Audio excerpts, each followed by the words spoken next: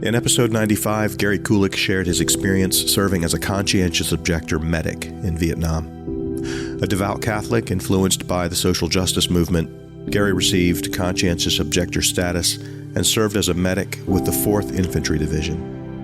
After the war, he earned his PhD in American Civilization from Brown University and became a historian, working at the Smithsonian and other institutions. But Gary's relationship with Vietnam didn't end when he came home in 1971. As he was leaving Vietnam, his battalion commander, Lieutenant Colonel William Bentley, shook his hand and said something that would stay with him forever. He said to me, "Kulik, tell them the truth about Vietnam. Tell them the truth about Vietnam."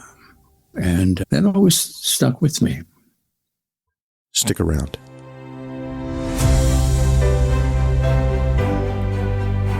From the Vietnam Veterans Memorial Fund, founders of The Wall, this is Echoes of the Vietnam War. I'm your host, Michael Crone, bringing you stories of service, sacrifice, and healing from people who still feel the impact of that conflict more than 50 years later.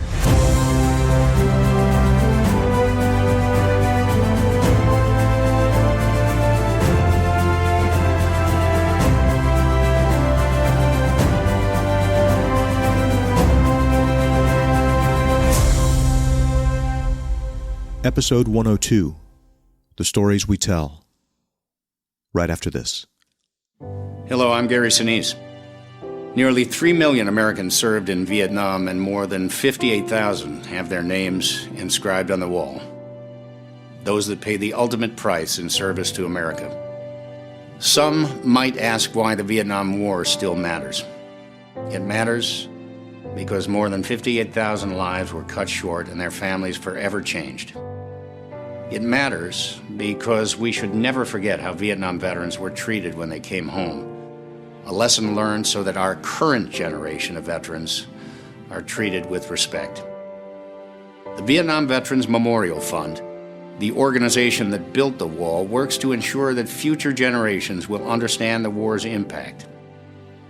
I'm asking you to help keep the promise the wall was built on. Never forget. Visit vvmf.org to find out how you can get involved. He said to me, "Kulik, tell them the truth about Vietnam." Decades later, Gary would follow that directive in a way he never anticipated.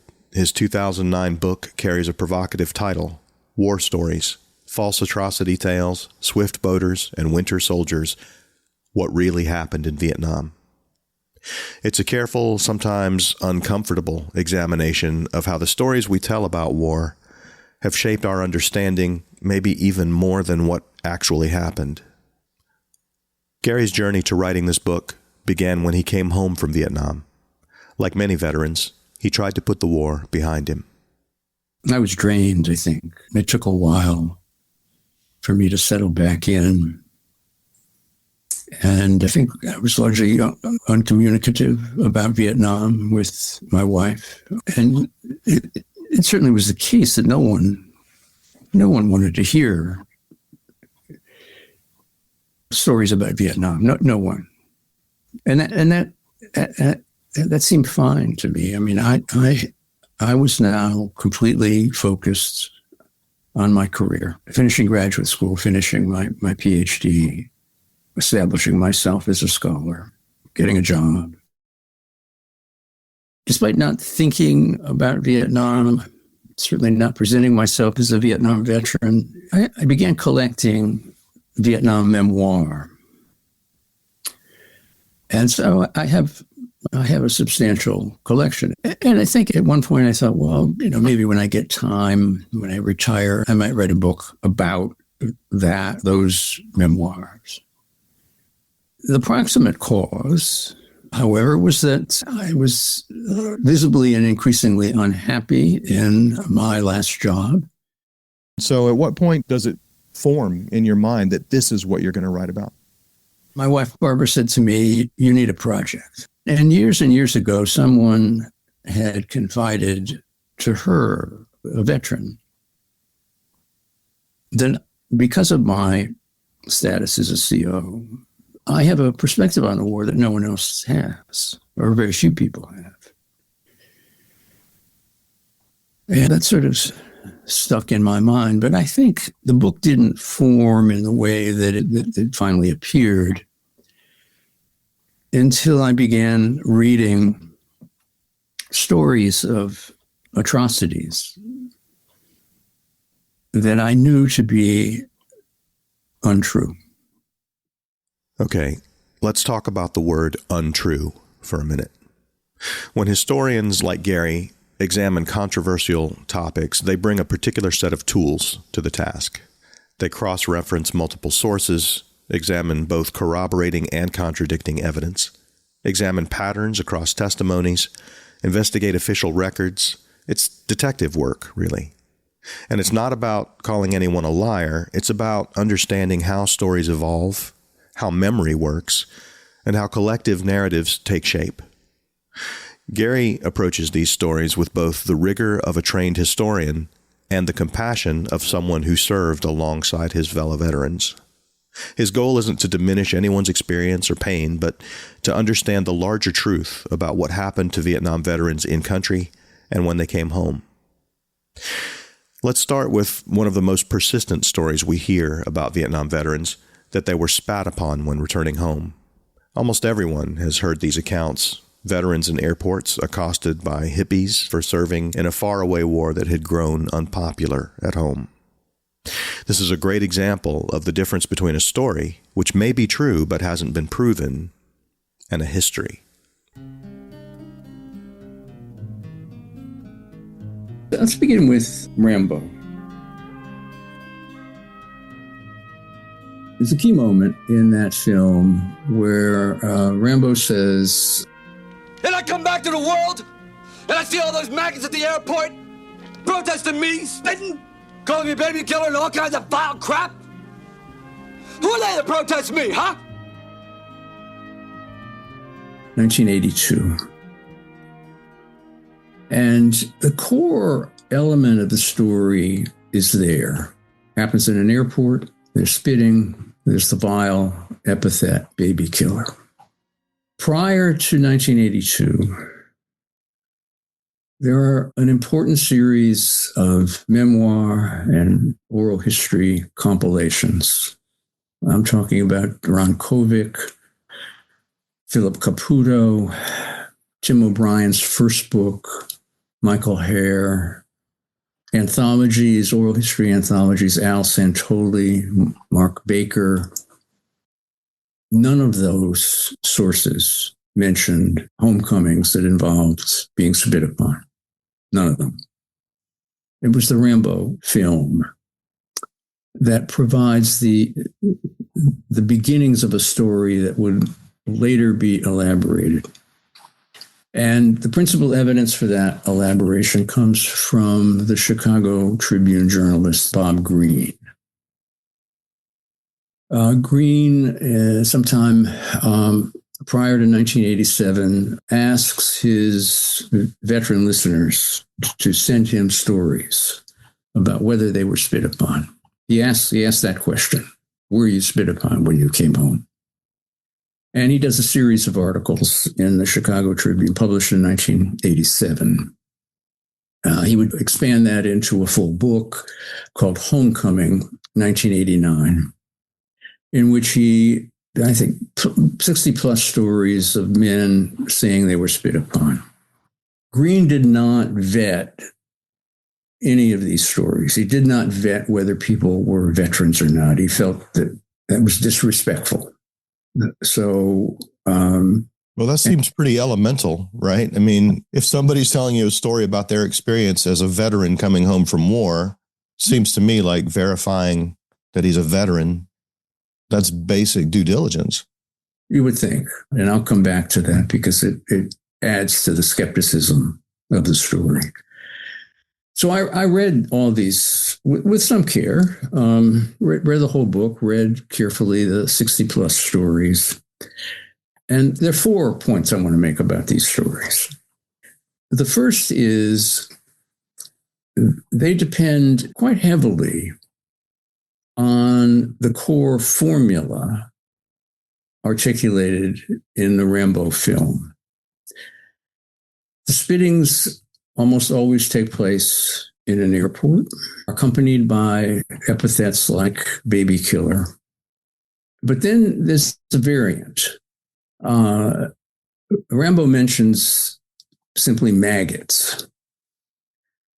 Maggots gets redefined in these stories frequently as a solitary woman, a hippie, coming up and spitting on the returning veteran who's saying this is happening to him. A core part of this story is that the veteran who's just been spit upon is just shocked, surprised, doesn't retaliate. Now, there are variants of this story, but the core story is a solitary woman in an airport spitting on a returning veteran, and the veteran doesn't respond. So one level of skepticism, how likely was this to happen? I can remember very, very rarely seeing women spit in public. The second order is that some of these stories make no military sense. And this gets to Green's unwillingness to vet whether they're veterans or not. So I'll give you a few examples. We get stories of men who claim they came home in jungle fatigues. In one case, bloodied jungle fatigues, which flies in the face of my experience. And that I suspect of most veterans. We were expected to don Class A uniforms on the way home. We get another supposed veteran who says he received promotions, junior enlisted man, senior staff NCO to first lieutenant in 2 years prior to turning 20. That's a story that makes no military sense. None whatever. We get stories of a man coming home with a Purple Heart and the Gold Star. Now, maybe he misspoke. Maybe he meant something else, but there is, of course, no military medal called the Gold Star. And then we get a story from a guy named Lou Rochat from Texas. He's a helicopter pilot. He tells an elaborate story, very different from the stories that are largely formulaic. He gets spit upon while he's going to Vietnam in Dallas. And he identifies the spitters as Bible flippers.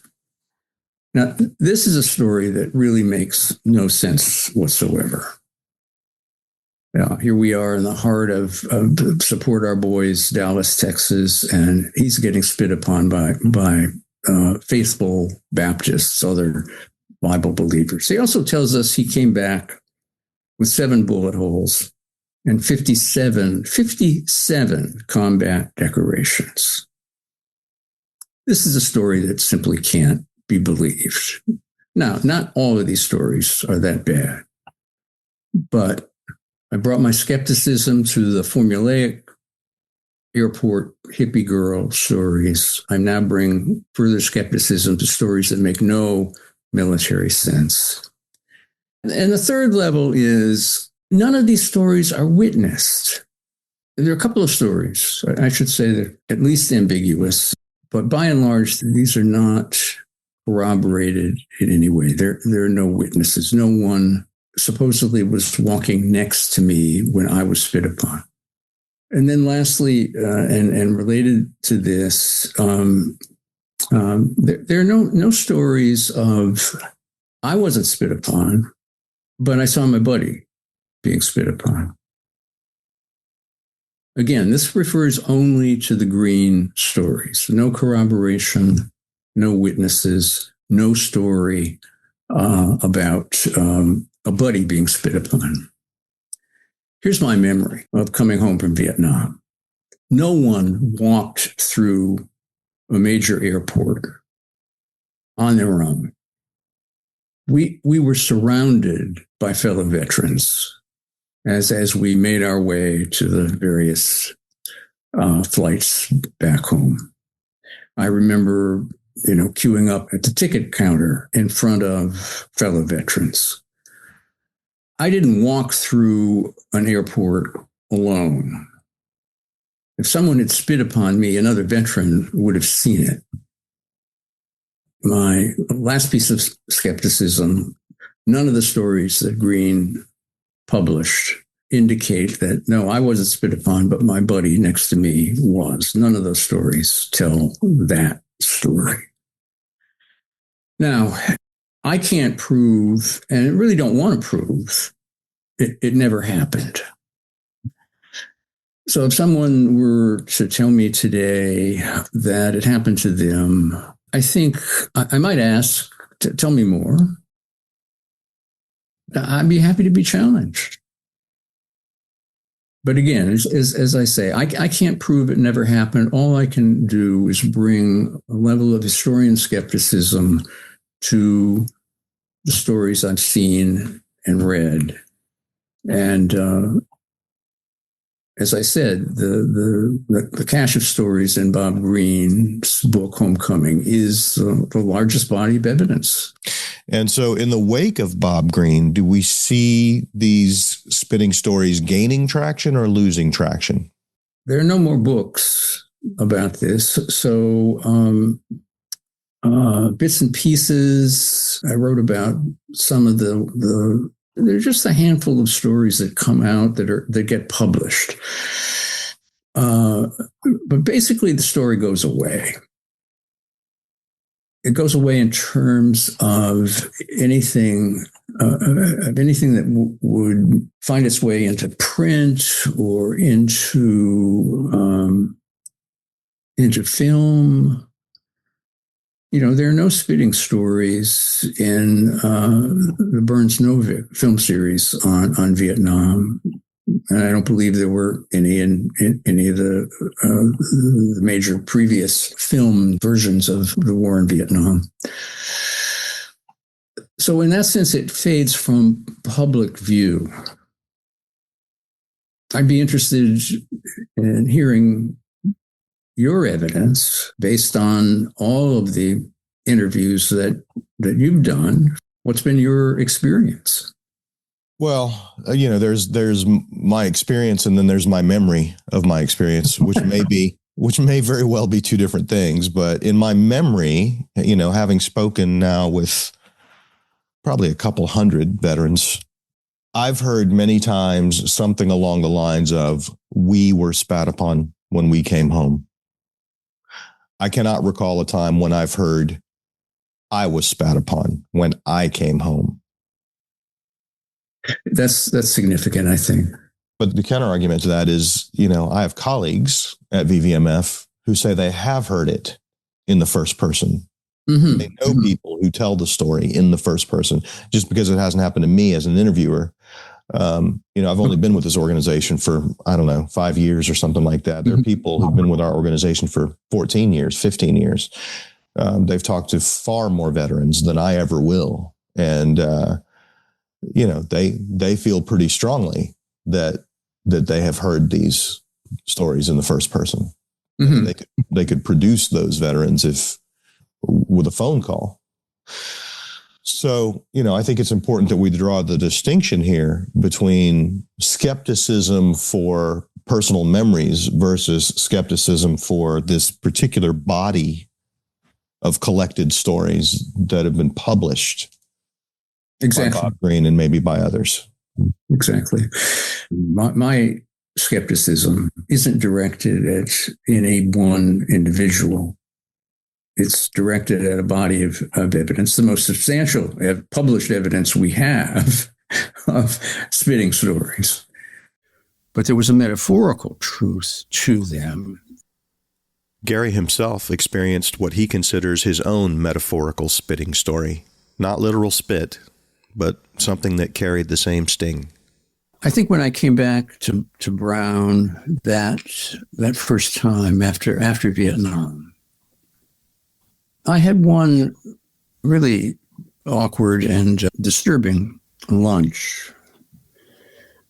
And I remember talking at this lunch that I had answered in Vietnam, and I'd served as a conscientious objector. And the person across from me, who was very short, smarmy graduate student in history, basically said, there were a lot easier ways to get out of this.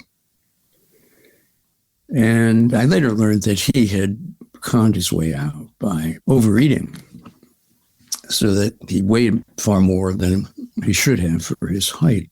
And that was my spitting story.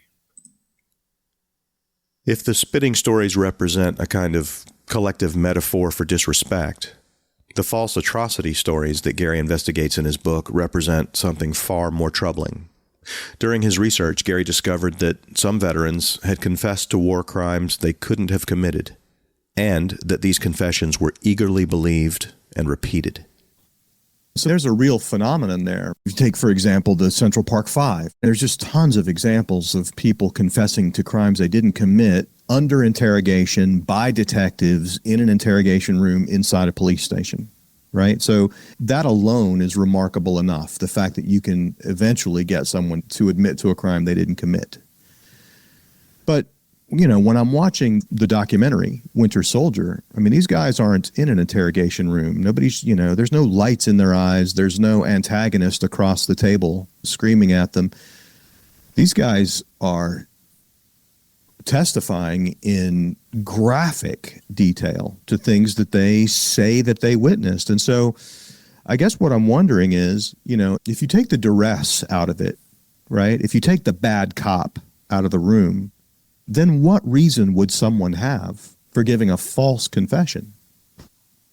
Well, I think the idea of false confessions is different from what you described. If there's been a particularly heinous crime, particularly of a sexual nature, urban police departments get numerous false confessions. People on the phone saying, I did it. They're not under duress. Why did people coming back from Vietnam succumb to this? There were people on the other side of the microphone who wanted to hear these stories. They were soliciting them. And you're dealing with young, impressionable people who are giving them what they want. The Winter Soldier investigation of 1971 became a focal point for some of these stories. Veterans testified about atrocities they claimed to have witnessed or participated in. While Gary acknowledges that war crimes did occur in Vietnam, his research revealed that some of the most shocking testimonies were most likely fabricated. You look at the dynamic of that first panel, the 1st Marine Division panel. I later had a conversation with another member, a doctor who was on that panel. And he said to me, they were in competition for telling the worst stories that you could possibly imagine. It really was a competition. I mean, there were stories there that were beyond anything I could have imagined. Exactly. So you have a moral position against the war, not a moral position that would preclude you from serving in it, right, in a way that you felt was authentic, but you're not exactly a big proponent of the war in Vietnam. So it would seem to me that these stories, to some degree, would be useful to that part of your brain, right? You might be inclined in some part of your self to accept them because they are useful. They're wonderful tools for promoting an anti-war position. But as a historian and as an intellectually religious person, you're not saying there weren't war crimes. You're saying, let's save our outrage for the ones that are real. Exactly. If you believe all of these stories, you lose the ability to mourn. There's a single woman, nameless, who was shot in the back by a young lance corporal in Quang Tri. You lose the ability to mourn for her. If you believe all of these false atrocity stories, then you lose the capacity to mourn for a single woman who did not deserve to die. Can you talk a little bit more about what is lost when the waters are muddied in that way? I just think that guilt, one of the things that's lost is the notion of personal guilt. Guilt is personal. Robert J. Lifton, prominent psychologist, invented a term for Vietnam that was an atrocity-producing situation. And I think that there was a long tendency to see the war in that way and to generalize the blame. Situations don't produce atrocities. People commit atrocities. What gets lost is the sense of personal responsibility and personal accountability. What convinced Gary to write wasn't just the stories themselves, but how they were embraced by people who, he believes, should have known better. People with my political sensibilities who didn't have the wit or the courage to call out stories like Arthur Woodley's as unbelievable. There were people on the left who wanted these stories to be true because they could be used to delegitimize the war, further delegitimizing the war. And there were people willing to offer those stories. One of the most egregious examples came from a book called Bloods by Wallace Terry, which collected oral histories from African American veterans. Gary believes that one soldier's account defies both military protocol and simple logic. Woodley is introduced to the readers of Bloods as a specialist fourth class, a combat paratrooper, 5th Special Forces Group, 75th Ranger Group, 173rd Airborne Division. He tells us he returned with 5 Bronze Stars for valor. By his own account, he was an excellent soldier, walking point in, quote, a dark green loincloth, a dark green bandana, and Ho Chi Minh sandals, and nothing else. He spent 3 days on a POW snatch with a punji stake in his foot, the point actually protruding through his boot. He believed he killed 40 of the enemy, one with an axe. He claimed he collected about 14 ears and fingers, wore them around his neck. His team threw 8 VC prisoners out of helicopters. He witnessed the grotesque torture of other women, participated in the killing of 20-some people, mostly women and children. His team found a soldier, a white guy, staked to the ground, beaten, mutilated, his upper body skinned, his belly open, flesh holes where animals had eaten. He'd been staked out for 3 days, Woodley claimed, but he was alive. So what did Woodley do? Cut him loose and call in a medevac? No, he was afraid because the maggots had eaten so much and it would have put him in even more pain. The man pleaded to die. Woodley called headquarters for advice. They couldn't bring him back. And they had another mission. They said it was up to him. So after agonizing for 20 minutes, he killed him. And for this act of mercy killing, he claimed he was threatened with court-martial. It's not a believable story. No one should have any illusions about what the VC or North Vietnamese army were capable of, but this takes us to a wholly new level of preposterous evil. No one could survive 3 days in such a condition.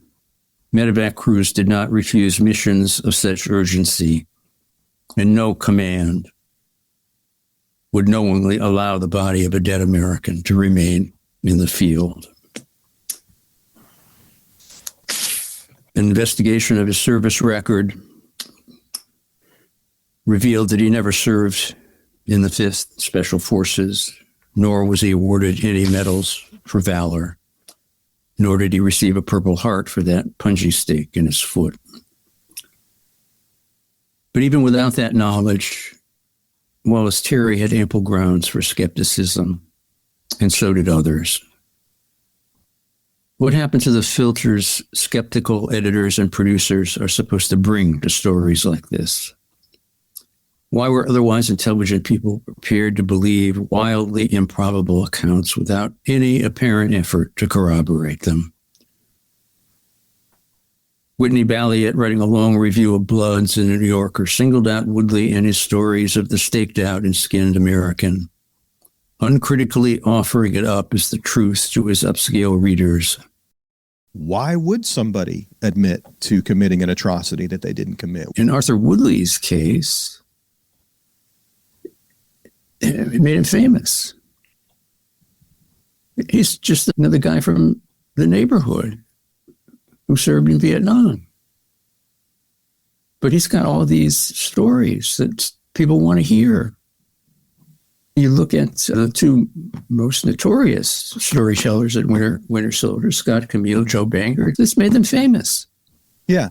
And if they were angry at their government, it not only made them famous, but it gave them a way to hit back. Yeah. Why would young veterans tell such stories?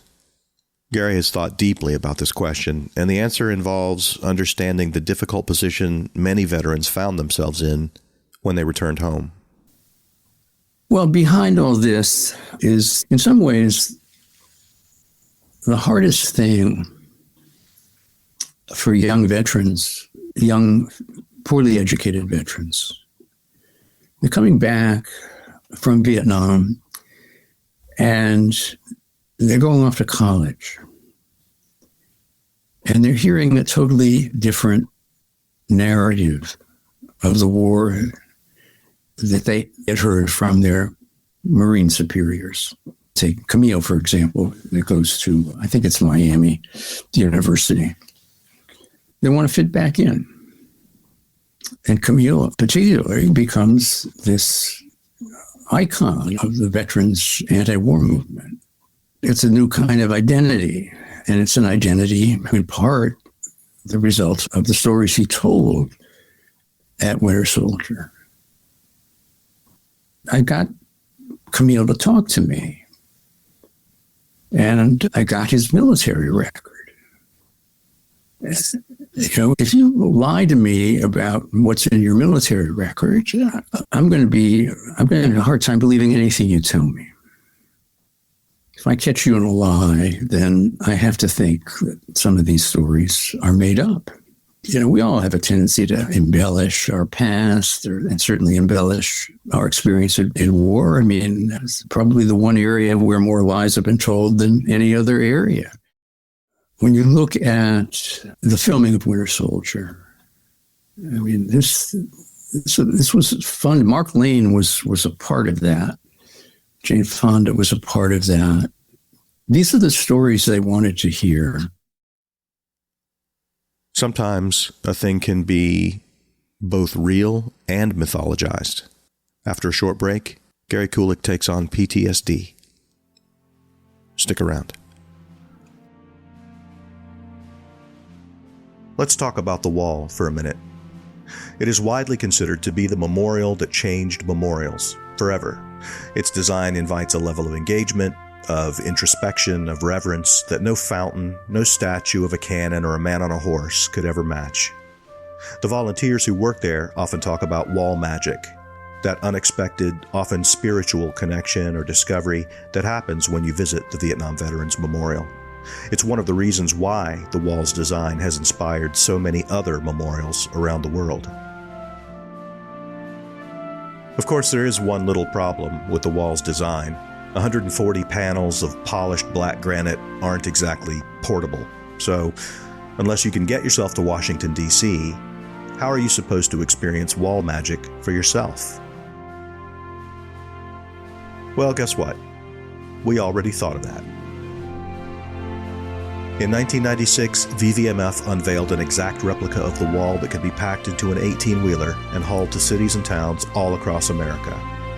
Since then, the wall that heals has been displayed in more than 800 communities throughout the nation, spreading the healing legacy of the Vietnam Veterans Memorial to millions of visitors. Sure, there are other versions of the wall that travel around the country, but the wall that heals is the only one that is an exact replica of the one in Washington, created and maintained by the same organization that built the wall in the first place. And not only that, the wall that heals is accompanied and curated by VVMF employees who work with host communities to ensure that the experience is as close as possible to the real thing. And that includes wall magic. But you don't have to take my word for it. You can check out episode 15 of this podcast to learn what happens to people's hearts when this traveling exhibit rolls into a real-life American community. The Wall That Heals and the Mobile Education Center that travels with it will be in Spokane, Washington, August 28 through 31, and Ellensburg, Washington, September 4 through 7. To see the rest of this year's tour schedule and to learn how you can bring the Wall That Heals to your town, visit vvmf.org.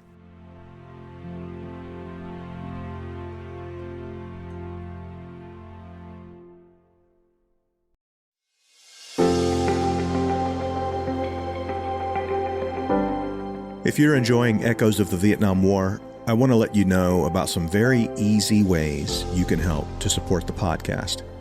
Here are 3 ideas ranked from easiest to hardest, and the hardest is still pretty easy.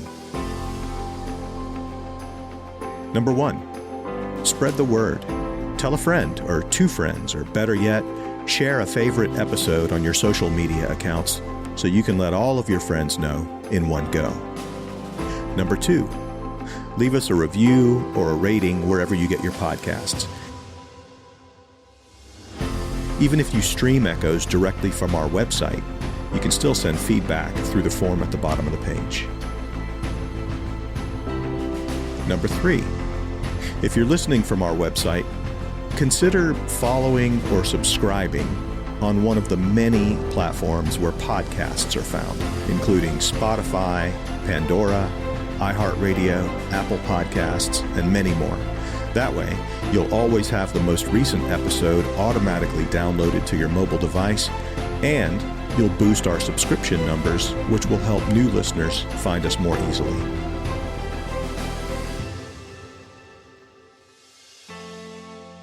Thank you so much for just listening.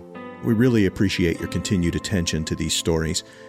We'll be extra grateful for your help in spreading the word about Echoes so more people can check out the work we're doing.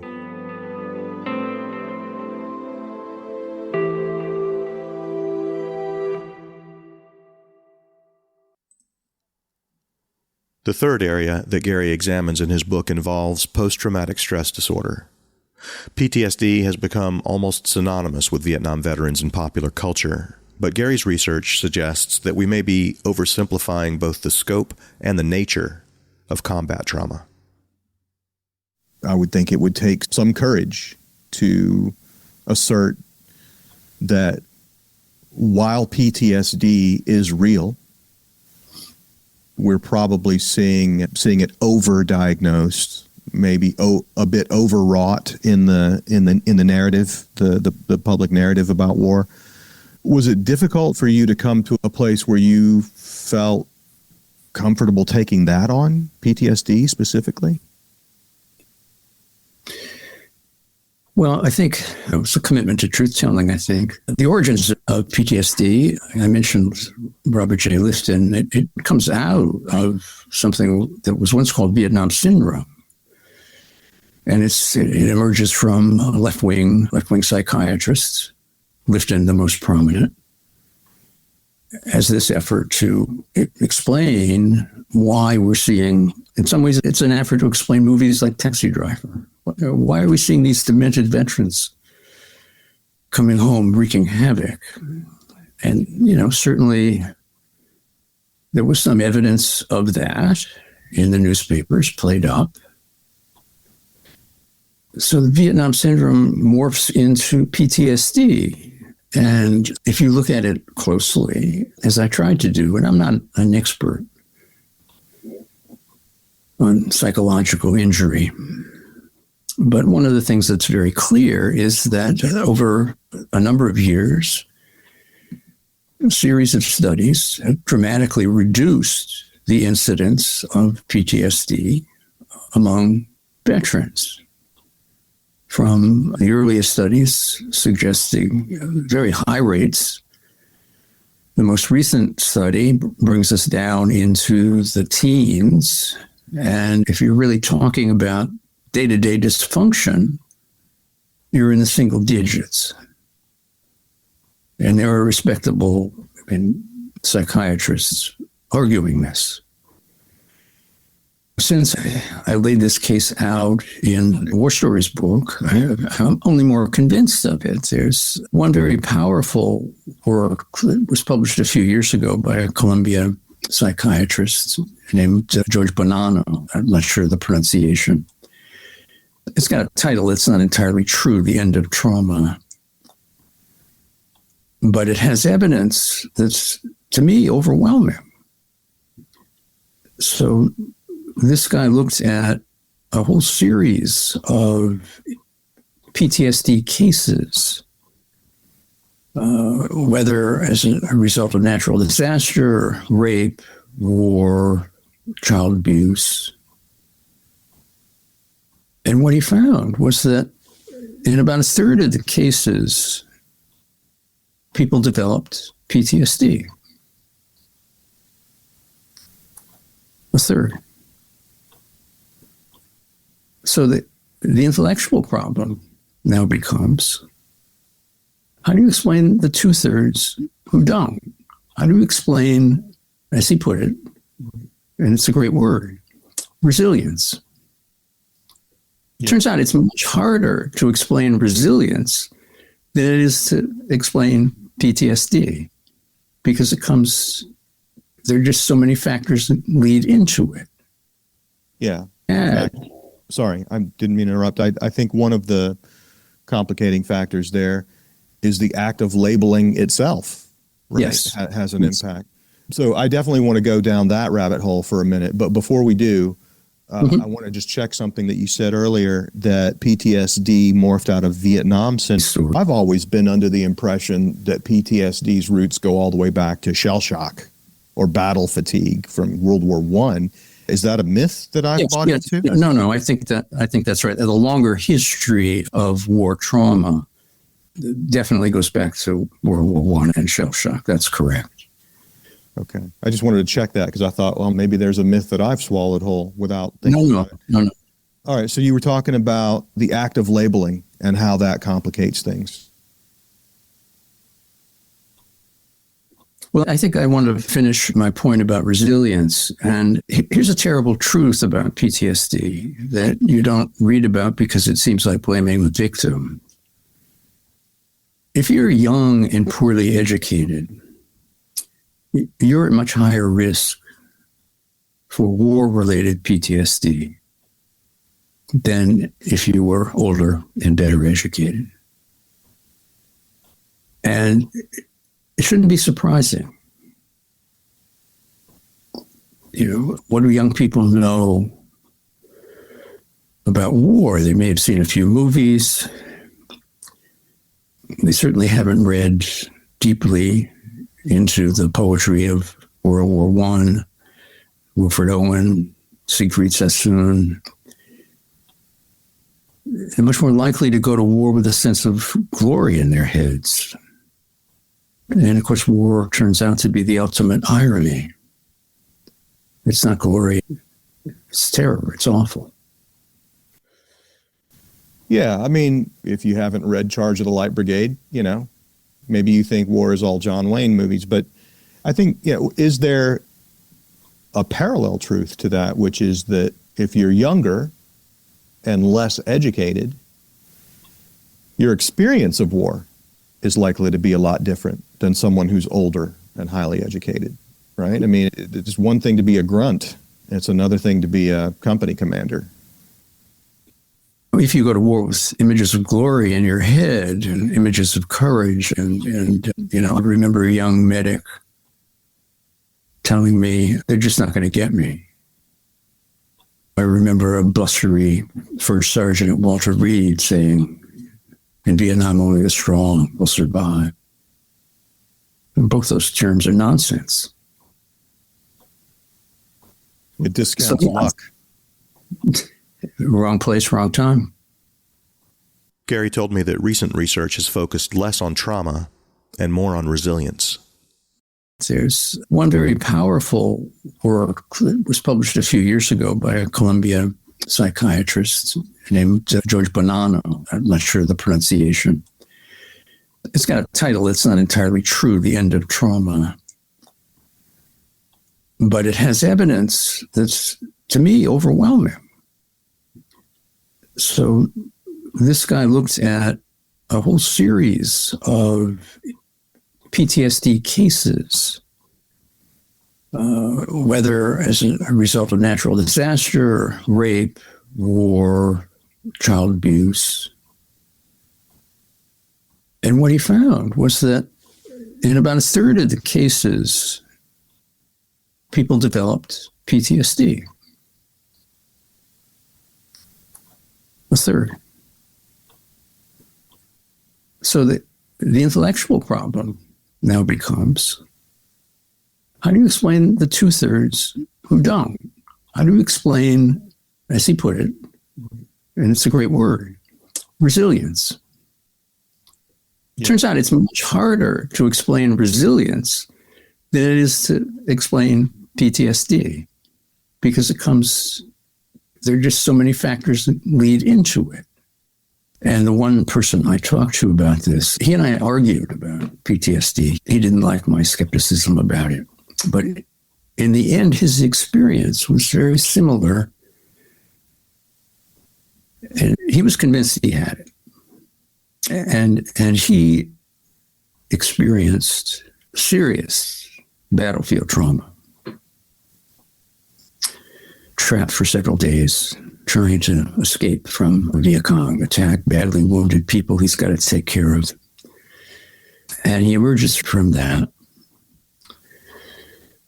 convinced that for a long time that he didn't suffer from PTSD, but he comes to the belief that he has. But his approach to this is that he becomes a pastor. And he's a pastor to veterans. He believes that, yes, he had it, but it doesn't affect his daily life. He's not going to blame the U.S. or the Army for it. He feels that his ability to talk about it, to write about it, has been a gift that allows him to rise above it. And he continues to do that as he counsels other veterans. And it seems to me that's a great PTSD story. That's about resilience. That's about finding your way out of a kind of despair that keeps you from functioning. And he would have none of that. So is the essence of the distinction you're drawing here between trauma and syndrome, right? You're not saying trauma isn't real. You're saying... Oh, trauma's definitely real. But maybe not in every case, but in many cases, by making it a syndrome, you discount resilience. I think so. Or undermine it somehow. Well, I think that, and again, what I'm going to say is not going to make every veteran happy, but I think once you get an official diagnosis and you get a disability percentage for that, and this is the fellow I just talked about, has that. I just wonder, how do you function with that? In the one case, you've got someone who says, I'm resilient, I'm not going to give in to this. Are there other people who accept the diagnosis, in a sense, use it to define who they are? I have PTSD. And I think about it in terms of other diagnoses as well. Attention deficit disorder, which is, was all the rage when my son was growing up. And, we resisted it for a time, but in the end, there are benefits that come with the diagnosis. But then, the people, I think my son has moved on from that. He doesn't think of himself as that afflicted. But not everybody, there's a tendency where these kinds of diagnoses become your identity.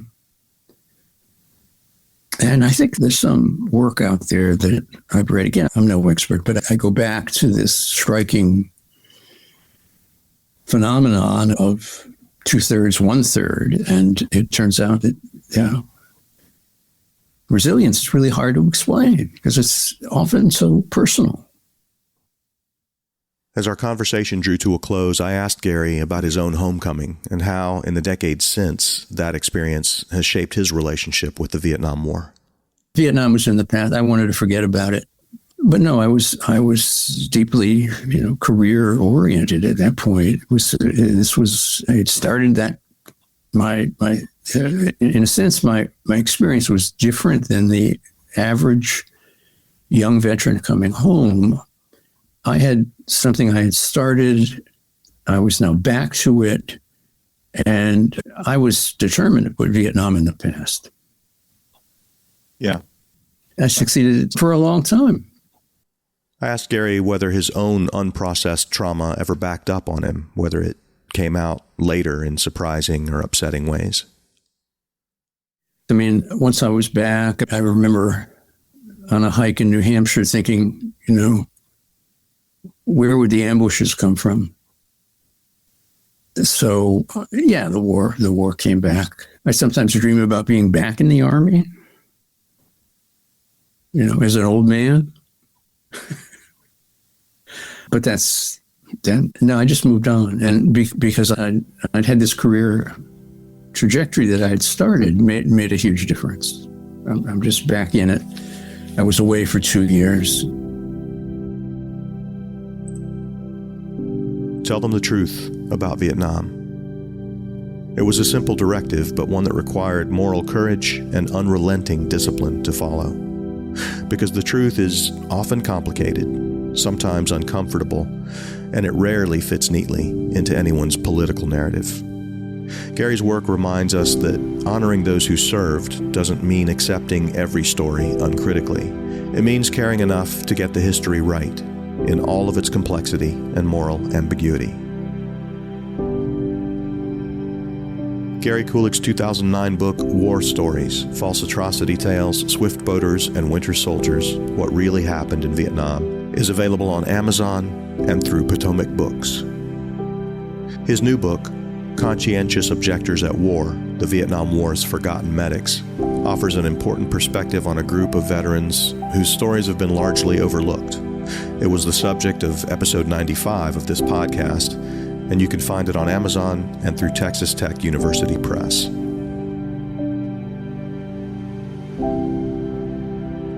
We'll be back in 2 weeks with more stories of service, sacrifice, and healing.